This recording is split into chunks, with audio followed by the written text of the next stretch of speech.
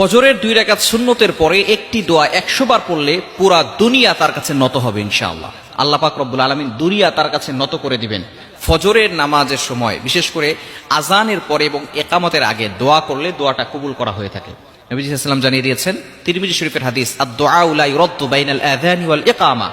আজান এবং ইকামতের মাঝখানে যে দোয়াটা করা হয় সেই দোয়াটা আল্লাহ তাআলা কবুল করেন।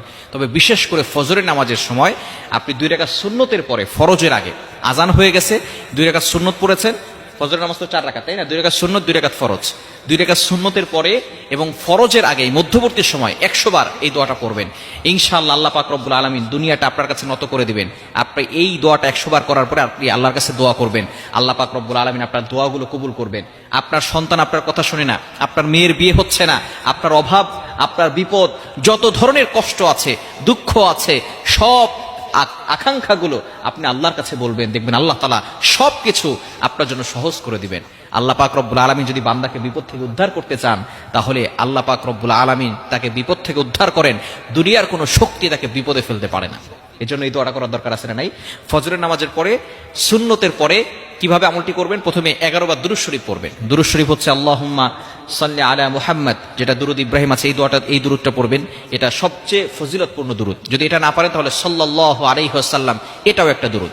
আপনি এটা 11 বার পড়বেন। পড়ার পরে এরপরে আপনি 100 বার এই দোয়াটা পড়বেন, সুবহানাল্লাহি ওয়ালহামদুলিল্লাহি ওয়ালা ইলাহা ইল্লাল্লাহু আল্লাহু আকবার ওয়ালা হাওলা ওয়ালা কুওয়াতা ইল্লা বিল্লাহিল আলিয়্যিল আযীম। 100 বার পড়বেন।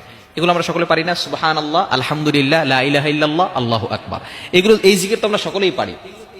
এরপরে হচ্ছে লা হাওলা ওয়ালা কুওয়াতা ইল্লা বিল্লাহিল আলিয়্যিল আযীম। একেবারে পরিচিত, সকলের কাছে পরিচিত, একেবারে সহজ যে বাক্যগুলো আছে, সবচেয়ে সহজ এবং আল্লাহ তাআলার কাছে প্রিয় বাক্যই হচ্ছে 4টি বাক্য, সুবহানাল্লাহ, আলহামদুলিল্লাহ, লা ইলাহা ইল্লাল্লাহ, আল্লাহু আকবার। এই 4টি বাক্য হচ্ছে আল্লাহ তাআলার কাছে সবচেয়ে প্রিয় বাক্য। সুতরাং আপনি ফজরের সুন্নতের পরে 11 বার দুরূদ শরীফ পড়বেন। এরপরে আপনি এই দোয়াটা পড়বেন, সুবহানাল্লাহি ওয়ালহামদুলিল্লাহি ওয়ালা ইলাহা ইল্লাল্লাহু আল্লাহু আকবার ওয়ালা হাওলা ওয়ালা কুওয়াতা ইল্লা বিল্লাহিল আলিয়্যিল আযীম। 100 বার পড়ার পরে এরপরে আপনি আল্লাহর কাছে আরো 11 বার দুরূদ শরীফ পড়ে আল্লাহর কাছে দোয়া করবেন। আল্লাহ পাক রব্বুল আলামিন অবশ্যই আপনার দোয়াগুলো কবুল করবেন। আপনার যত আকাঙ্ক্ষা আছে, আপনার যত চাহিদা আছে, সবকিছু আল্লাহ তাআলা পূরণ করবেন। অন্য একটি হাদিসের ভিতরে, হাদিসে কুদসির ভিতরে আল্লাহ পাক রব্বুল আলামিন নিজে জানিয়ে দিয়েছেন, মাল্লাহুল মাওলা ফালাহুল কুল। যদি তোমরা আমি আল্লাহর সাথে সম্পর্ক করতে পারো, তাহলে দুনিয়ার সবকিছু আমি আল্লাহ তাআলা তোমাদের কাছে নত করে দিব। মাল্লাহুল মাওলা ফালাহুল কুল।